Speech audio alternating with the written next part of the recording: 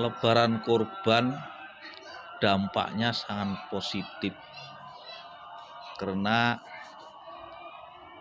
nanti semua masyarakat makan daging,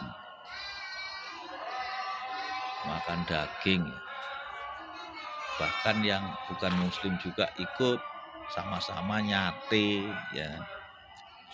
Artinya sangat positif, peningkatan gizi.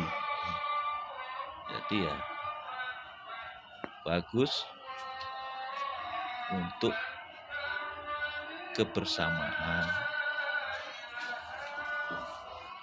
meningkatkan gizi, meskipun memang yang disembelih itu adalah sifat kebinatangan.